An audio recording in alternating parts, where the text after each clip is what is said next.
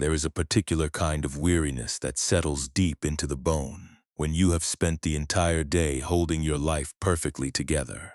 It lives in the subtle ache of a jaw that has maintained a polite smile for hours. It rests in the tightness between your shoulders, where you have carried the invisible weight of everyone else's expectations. Perhaps you are lying down right now, feeling the cold air of the evening press against the window pane. The room around you is dark, and the shadows on the wall are completely still. Yet inside your mind, a quiet performance is still running. You might be replaying the words you spoke this afternoon, wondering if you sounded capable enough. You might be reviewing your mistakes, terrified that if you show even a flicker of hesitation, the world will see right through your strength. Let the mattress take the posture you have guarded so fiercely since the morning. You do not need to stand upright anymore. The air in the room is cool, and it smells faintly of winter rain or old wood.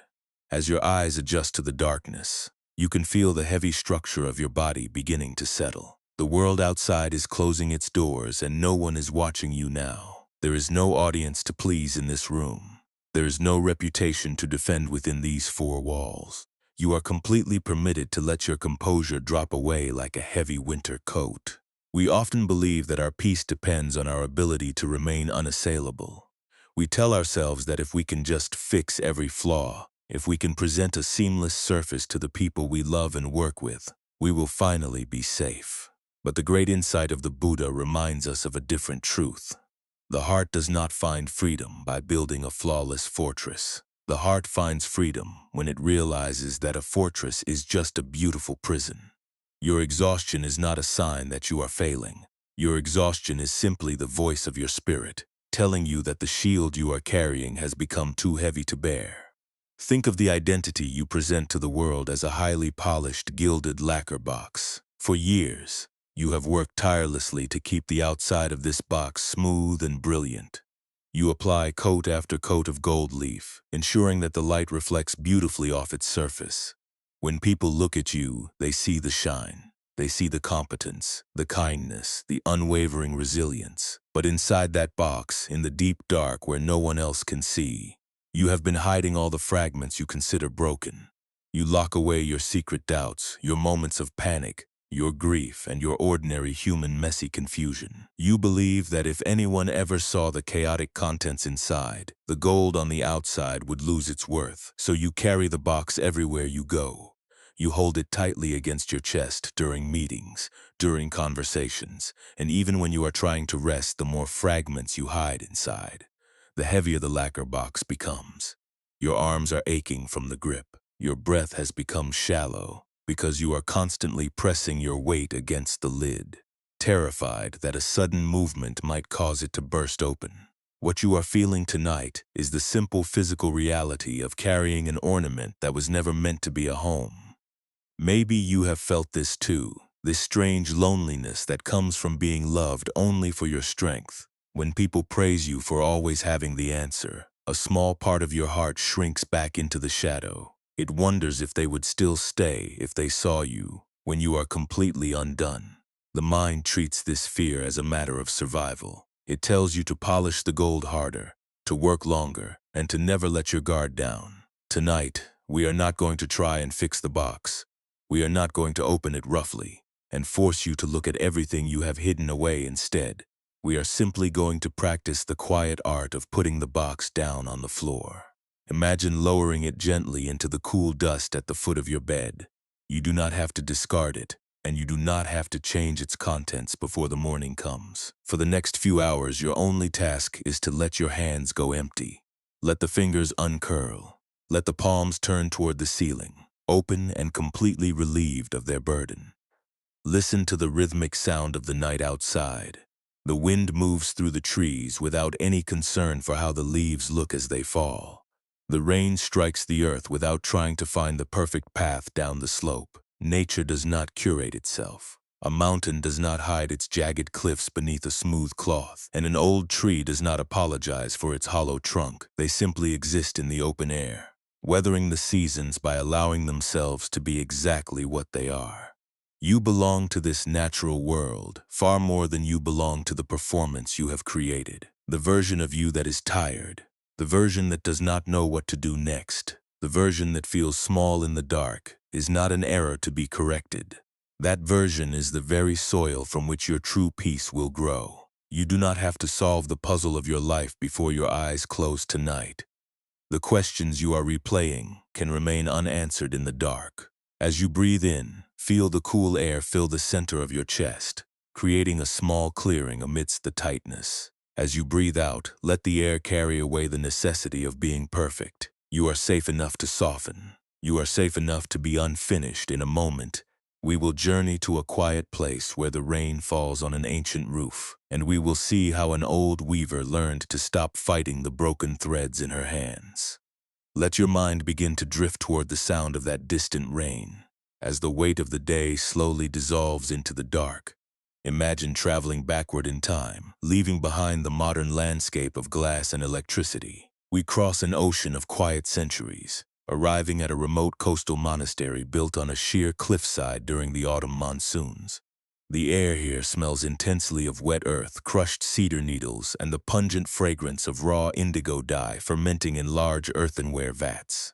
Rain falls continuously, a steady and heavy drumming against the dark slate roof tiles. In a wide weaving shed near the edge of the cliff, a young apprentice named May stood before a towering wooden loom. Her back was painfully rigid, her shoulders pulled tight toward her ears, and her fingers moved with a frantic accuracy that had kept her awake for 3 consecutive nights. May was known throughout the province for the uncanny perfection of her work. The tapestries she created were flawless, with straight borders and perfectly uniform rows of hemp fiber. The elders marveled at her skill, praising her consistency, and holding her work up as an example for others to follow. But this praise had become an invisible cage. Every time an elder commended her precision, a cold panic would grip my stomach. She began to live in terror of a single loose thread, a single miscalculated knot, or an unevenly dyed yarn that might reveal she was not the perfect master they believed her to be. To protect this flawless facade, May had developed an exhausting secret habit. Every evening, after the other weavers had gone to sleep, she would remain alone in the dim shed by the light of a single oil lamp. She would carefully inspect every inch of her day's work. If she found the slightest irregularity, a thread that was microscopic thick or a knot that sat slightly askew, she would immediately slice it out with a small bone knife. She could not bear the thought of anyone seeing her errors. But instead of throwing the flawed threads into the fire where they might be noticed, she hid them. She stuffed the tangled, discarded remnants deep inside the hollow core of her heavy ironwood loom spindle. The spindle was a thick piece of dark wood, worn smooth by the friction of her palms. It had been hollowed out to hold weight, and over the months, May had packed it tight with hundreds of tiny severed threads of blue and gray hemp. The object had grown deceptively heavy. When she lifted the spindle to throw the weft across the loom, her wrist throbbed with a dull pain. Her chest felt constricted, as if she were breathing through a narrow straw. The weight of her hidden mistakes was literally wearing down her joints. Yet she felt she had no choice but to keep stuffing the evidence of her flaws into the dark wood. Sitting in the corner of the shed, quiet as a shadow, was Master Jew. She was an elderly woman whose face resembled the bark of an ancient pine tree, lined with deep creases that seemed to hold the stillness of the coast. Master Jew rarely spoke, spending her days preparing the indigo vats and spinning raw, rough hemp into coarse twine. She had been watching May for weeks, noting the way the young woman's hands shook. When she reached for the shuttle, she heard the short, ragged gasps of May's breath in the silence of the room. Master Jew knew the look of a person who was starving themselves to feed an illusion.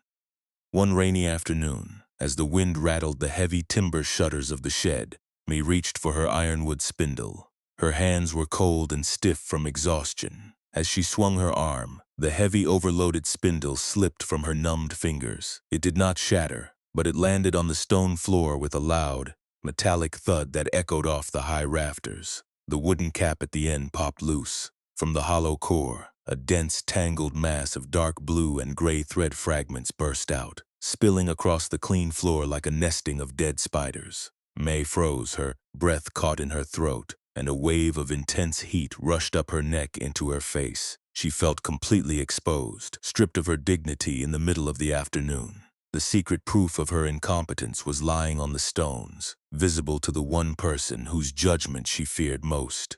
She dropped to her knees, her fingers scrambling desperately to gather the messy fibers, trying to shove them back into the dark wood before anyone else could look. Tears of shame blurred her vision, and her heart hammered against her ribs like a trapped bird. Master Jew did not gasp.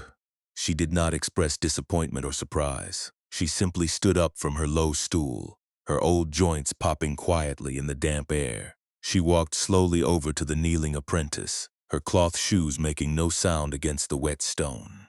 Instead of helping me gather the hidden threads, Master Jew reached into her own tunic and pulled out an object she had found in the courtyard hedge that morning. It was a simple, unspun bird's nest that had been blown down by the monsoon winds. The nest was made of rough twigs, dry moss, bits of animal hair, and frayed pieces of discarded hemp that the bird had scavenged from the monastery grounds. It was entirely irregular, asymmetrical, and held together by nothing more than the natural friction of its parts. Master Jew held the nest out, placing it directly over the ironwood spindle that Mee was clutching to her chest.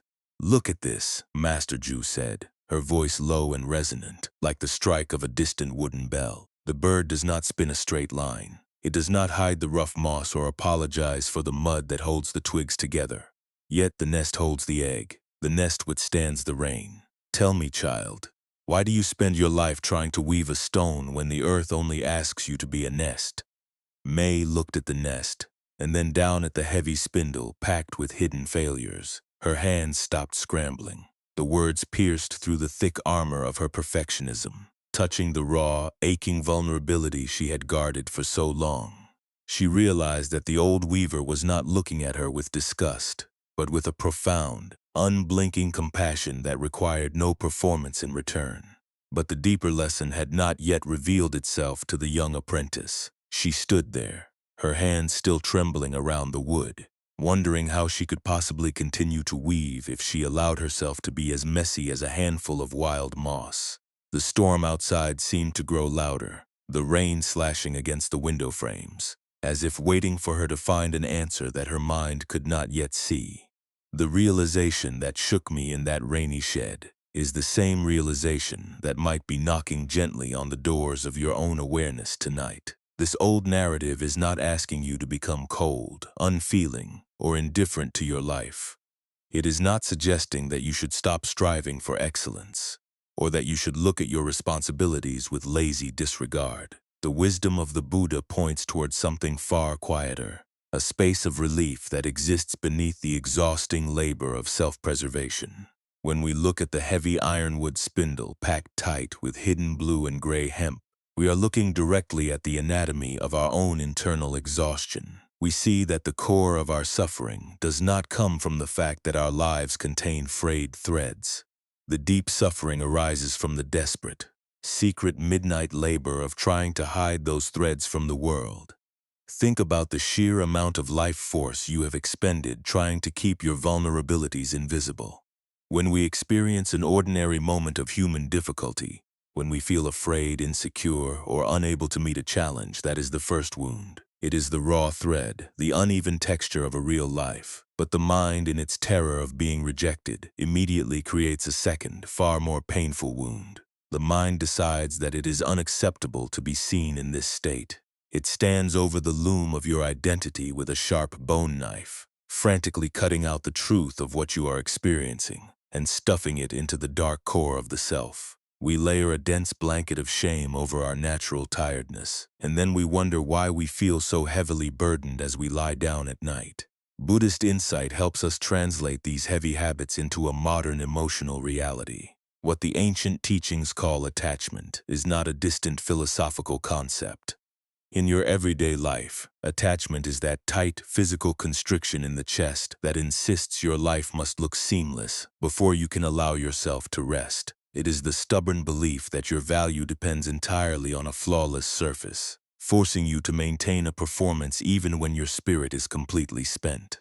We crave the safety of approval, but by chasing an unassailable image, we inadvertently turn our desire for safety into a heavy wooden cage. We become prisoners of the very facade we constructed to protect us.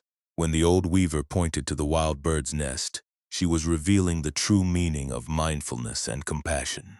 Mindfulness is not a strict mental discipline where you force your thoughts to become perfectly aligned like straight rows of thread. It is simply the willingness to look at the messy, chaotic pile of fibers on the floor without needing to shove them back into hiding.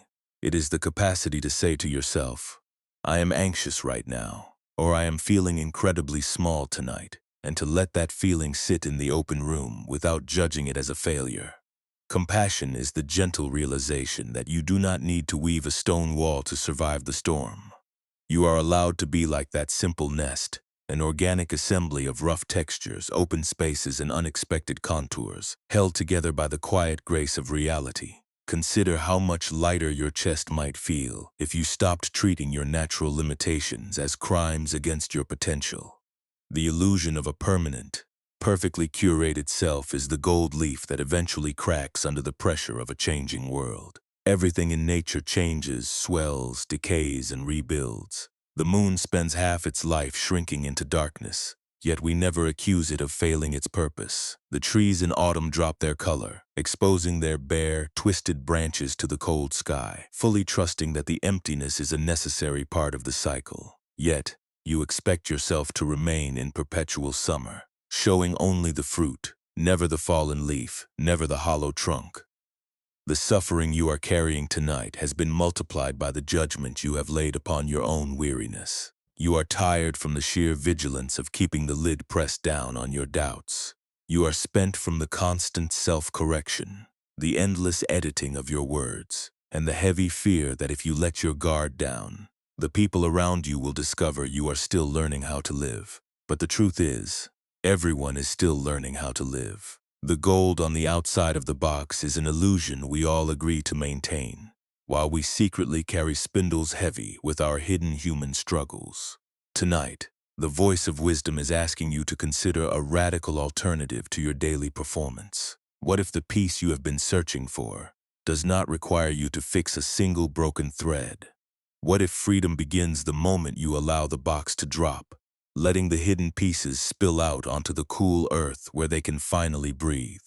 The space that observes your imperfection is not imperfect. The awareness that notices your exhaustion is completely untired, spacious, and free. By resting as that awareness, you step out of the loom and become the vast night sky that holds the entire monastery. Slowly, this ancient teaching begins to come closer to your own immediate experience in this room. The rain outside continues to fall, leaving no mark on the dark stones, having absolutely nothing to protect or defend. You can let your breath mirror that fluid ease. In a moment, this story will show us something even quieter, as we learn how to actively unthread the knots we have tied around our own hearts.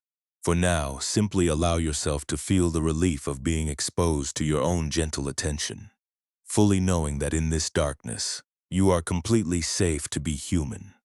Let the weight of these insights settle quietly into the room, much like the heavy monsoonal rain soaking into the ancient timbers of the weaving shed. There is no urgency to fix anything about your life right now.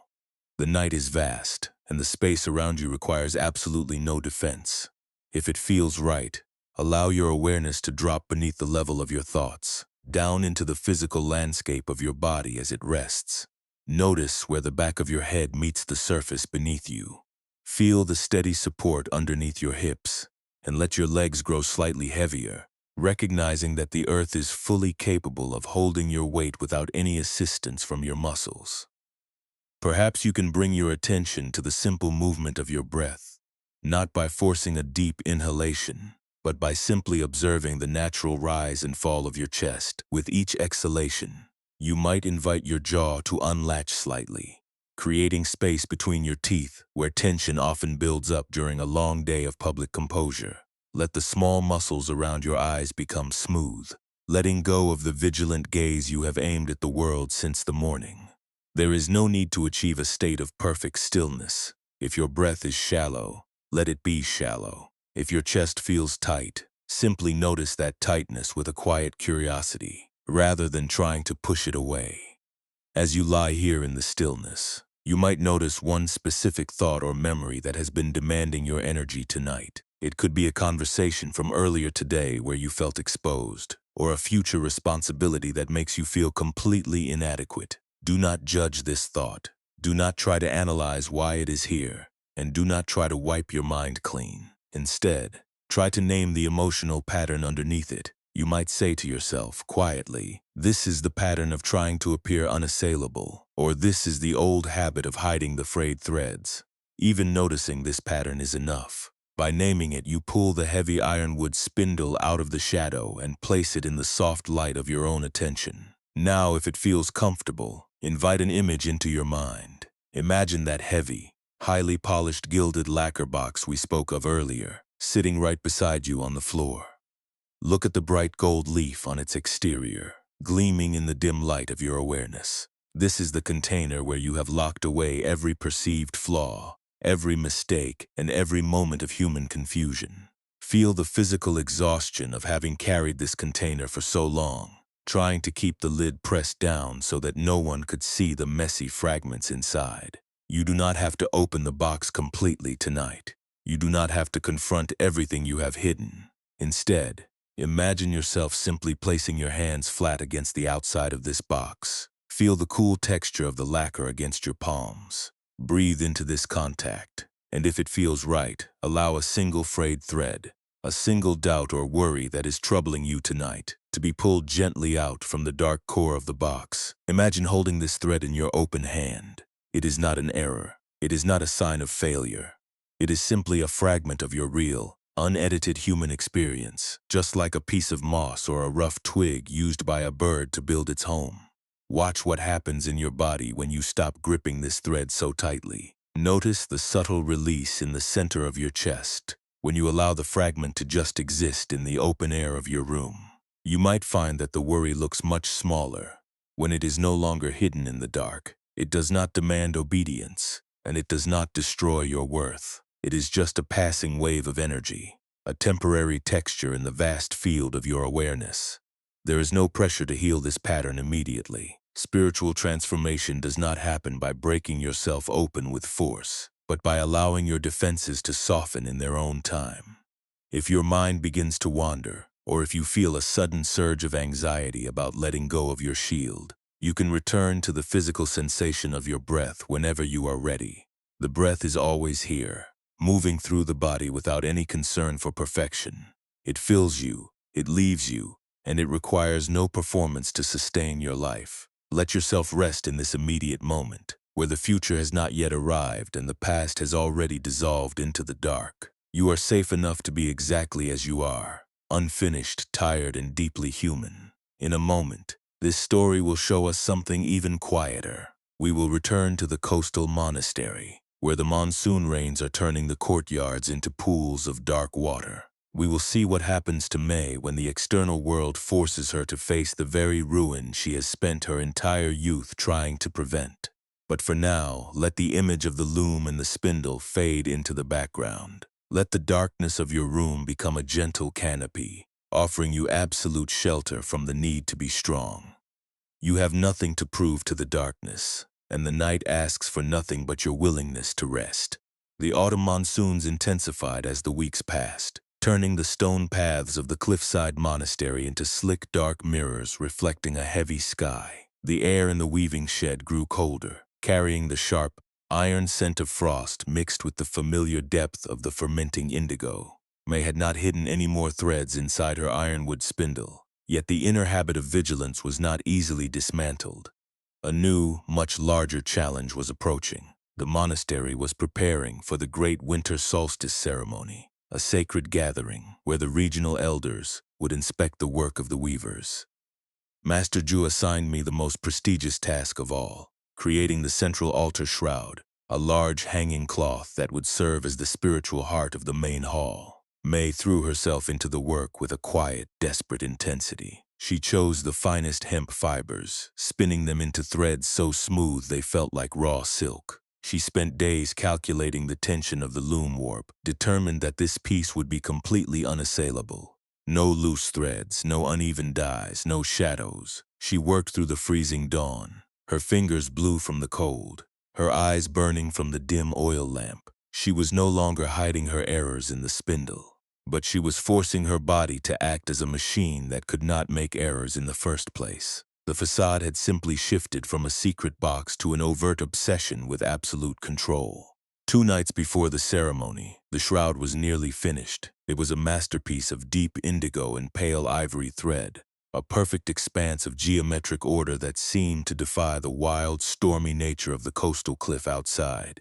Me stepped back, her breath rattling in her throat, feeling a fleeting moment of cold pride. She had done it. She had built a wall of perfection that no critic could pierce. Exhausted beyond measure, her mind clouded by sleep deprivation, she walked to the small wooden basin to wash the indigo dye from her hands before retiring to her cell. She left the heavy oak shutters slightly unlatched, thinking the storm had passed its peak. In the middle of the night, the monsoon broke with unprecedented fury. A violent gale slammed against the cliffside, ripping the unlatched shutters wide open. Rain mixed with salt spray from the ocean surged into the weaving shed in torrents. The wind overturned a large clay vat of fermenting indigo dye that stood near the entrance. The dark, thick liquid splashed across the stone floor, and the spraying rainwater carried the mud and dye directly onto the hanging altar shroud. When Me entered the shed at dawn, she stopped dead in the doorway. The cold mud of the courtyard and the deep blue stain of the spilled dye had soaked through the lower half of the ivory tapestry. It was not a small blemish. The liquid had seeped upward through the fibers, creating dark, erratic, cloud-like shapes that warped the straight lines she had spent weeks aligning. The perfect symmetry was gone. The pristine surface was completely ruined. A cold numbness flooded Mia's limbs, followed by a surge of raw panic that made it difficult to draw breath. She felt as though the floor were tilting beneath her feet. The very catastrophe she had spent her entire youth avoiding had finally materialized, not through a hidden mistake, but through the uncontrollable movement of the world. She fell to her knees in the wet mud, her hands clawing at the stained fabric, trying frantically to scrub the dark indigo away with her sleeves. The stain only smeared deeper into the hemp. She imagined the whispers of the elders, the loss of her reputation, the total exposure of her insufficiency. She felt completely stripped, bare, and destroyed. Master Ju entered the shed shortly after. Carrying a basket of dry cedar bark for the stove, she stopped, looking at the overturned vat, the ruined shroud, and the young woman weeping in the mud. The old weaver did not shout, nor did she offer hollow words of comfort. She set her basket down with a quiet thud. She walked over to the loom, her worn hand reaching out to touch the damp, stained cloth. "What will you do?" Master Ju asked softly, her voice steady against the sound of the receding wind. Mai looked up, her face streaked with tears and dark dye. "I must cut it down," she whispered, her voice breaking. "I must burn it and start again. I cannot let them see this. It is a failure. I am a failure." Master Ju knelt beside her. Ignoring the mud that soaked into her own rough robes, she picked up a loose piece of stained yarn from the floor, turning it over in her fingers. "The storm has written its own story on your loom, May. You spent weeks trying to exclude the world from this cloth. You wanted to weave a lie that says nothing ever changes, nothing ever breaks, and nothing is ever beyond your control. But the rain has broken your illusion. Now, you have a choice. You can spend the rest of your life burning what is real to protect what is fake. Or you can learn to stand in the ruined shed." May stared at the dark, cloud-like shapes on the shroud. Her mind screamed at her to reject the image, to run away, to find a way to fix it. But as she looked at the old weaver's calm, unblinking eyes, something inside her hit a wall of absolute exhaustion. She simply could not run anymore. The energy required to maintain the lie of perfection had completely run out. She took a slow, trembling breath, letting her hands fall away from the wet fabric. She looked at the mud on her skin, and for the first time in her life, she did not try to wipe it away immediately. She sat with the total uncertainty of the moment, the raw pain of exposure, and the cold reality of the ruin. "I will not burn it," May said, her voice barely louder than a whisper. Her heart was pounding, but a strange, heavy quietness began to settle beneath the panic. Master Ju smiled, the deep creases around her eyes softening. "Then let us hang it exactly as it is." The next morning, the elders gathered in the great hall. The air was crisp, the storm having left the atmosphere washed and sharp. When the central altar shroud was unveiled, a collective murmur passed through the crowd. They did not see the uniform, rigid geometry they had expected. Instead, they saw a tapestry where perfect human lines met the wild, unpredictable staining of the earth. The indigo mud had dried into shapes that resembled distant mountains rising out of winter fog, or waves breaking against a jagged coast.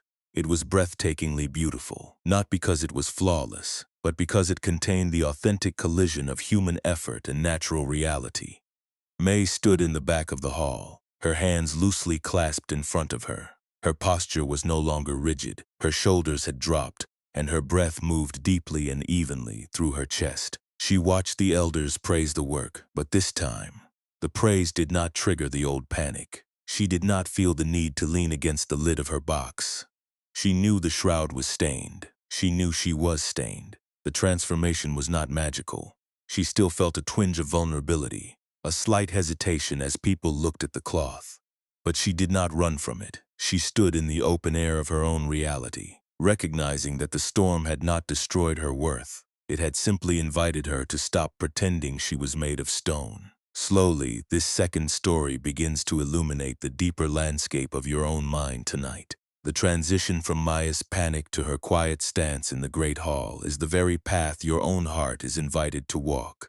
In a moment, we will look directly at the psychological mechanism that keeps you trapped in the curated identity, and we will see how to find a stability that does not depend on everything going right.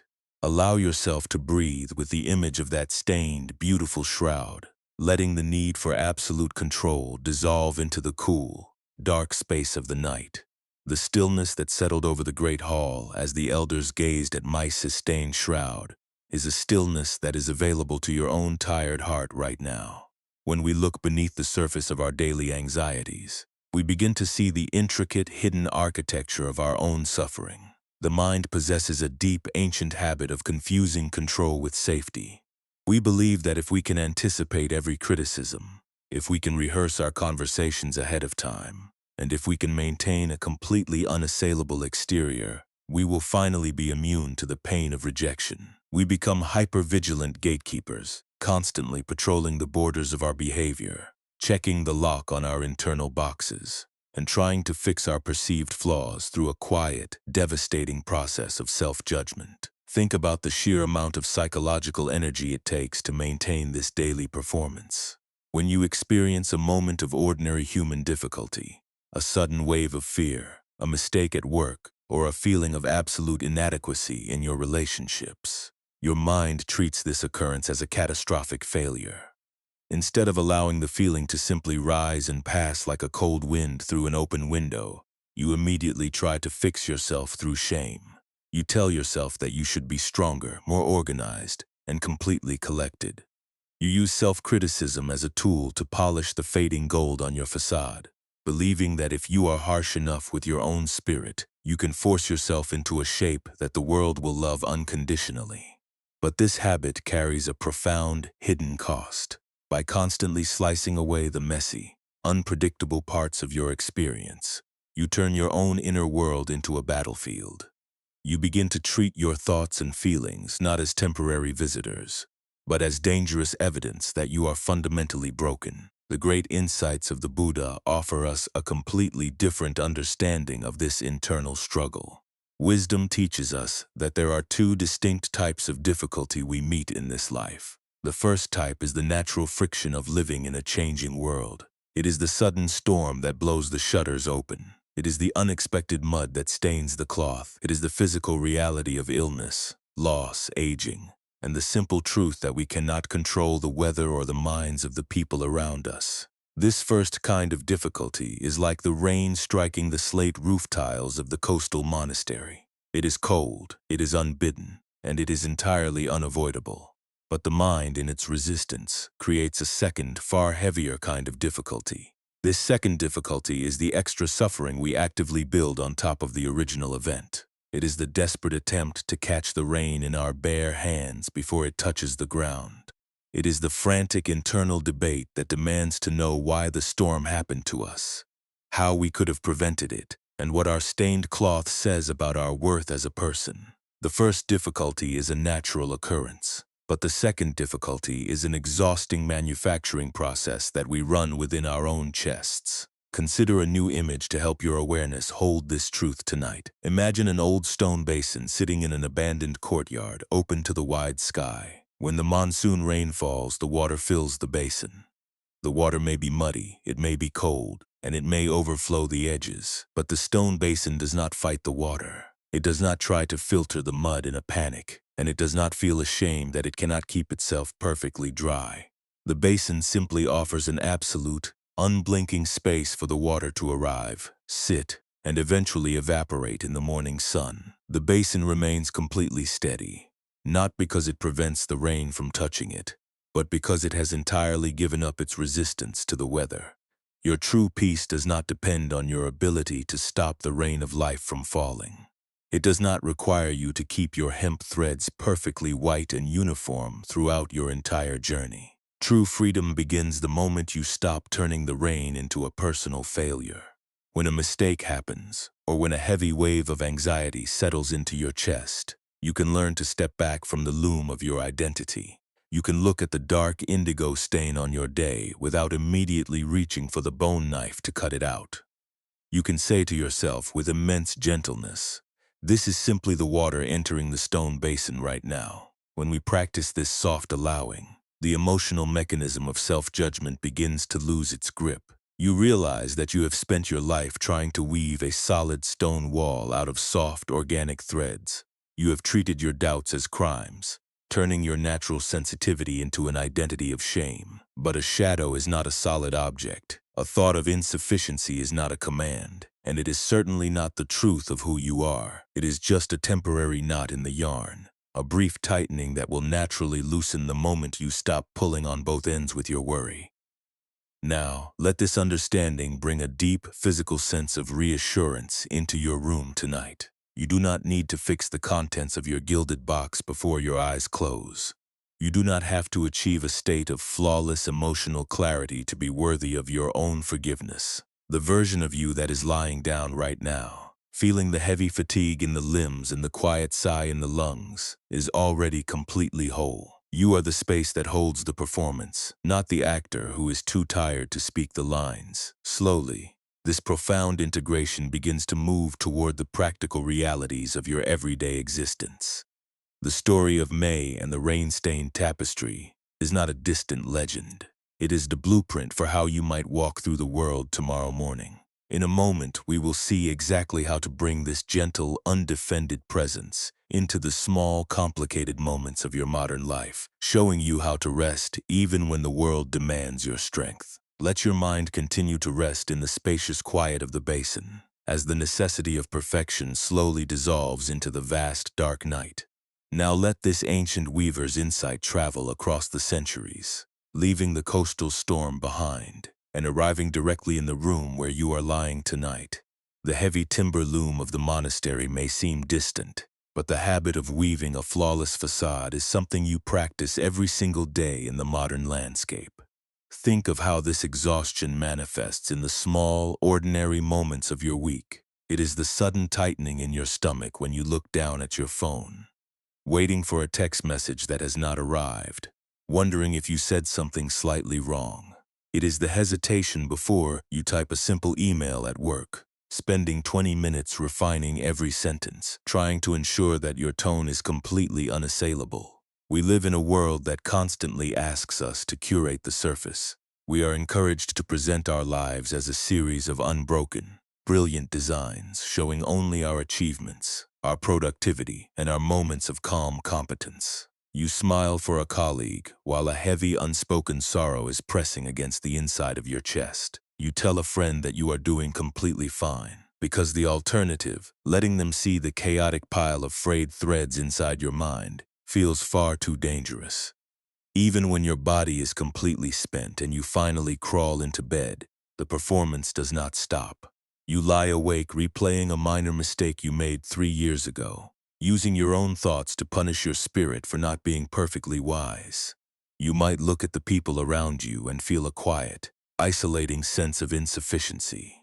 Through the screen of your phone, everyone else's life appears to be moving along a flawless, straight path.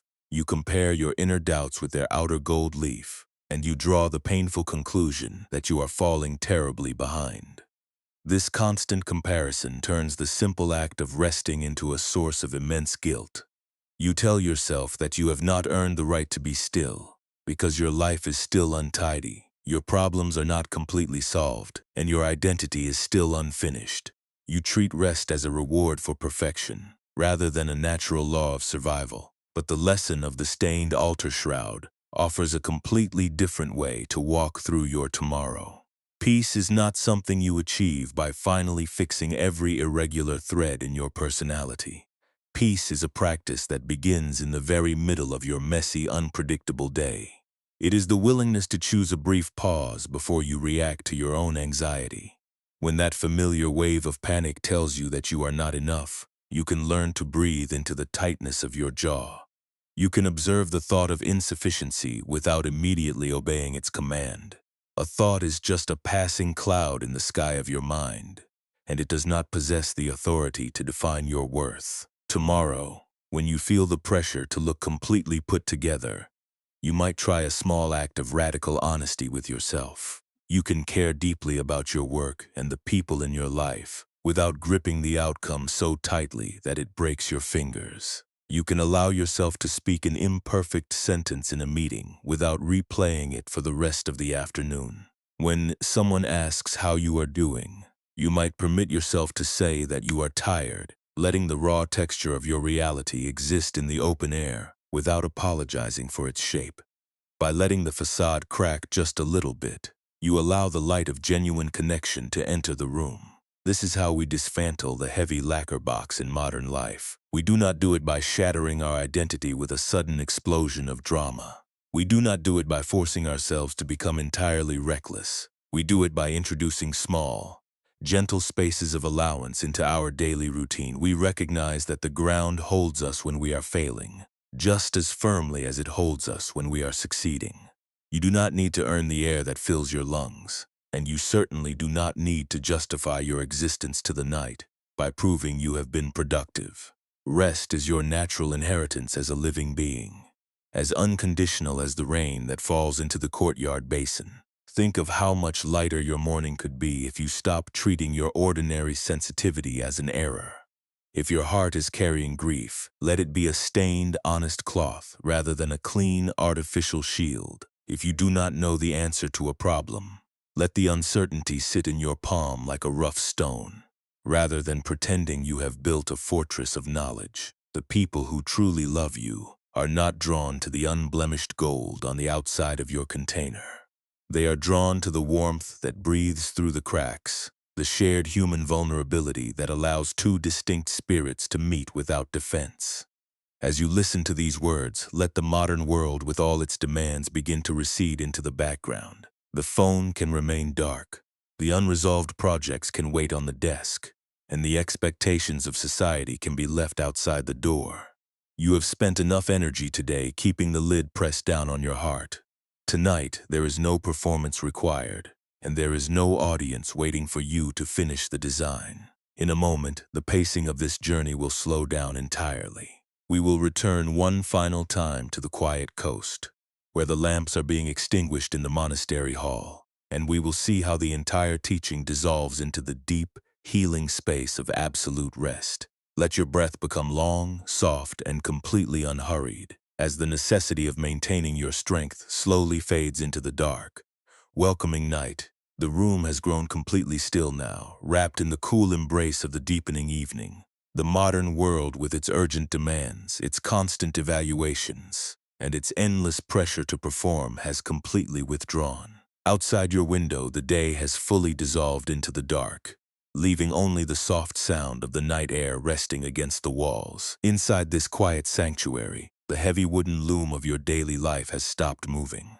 The shuttle is at rest, the threads are loose, and the long, exhausting labor of maintaining an unassailable surface has finally come to an end. Let your awareness sink even deeper into the heavy presence of your physical body. Feel the absolute security of the mattress beneath you, holding you without requiring a single ounce of effort. Your legs are heavy and relaxed, completely settled into the quiet space. Your back, which has stood so rigidly upright through the hours of the day, can now widen and soften into the fabric of the bed. Let the weight of your head drop completely into the support beneath it, recognizing that you do not need to think your way through the darkness. The earth knows how to carry you when you are undone, just as easily as it holds the ancient coastal stone when the storm has passed away. With each slow breath, imagine the heavy gilded box dropping further and further into the cool dust at the foot of your bed.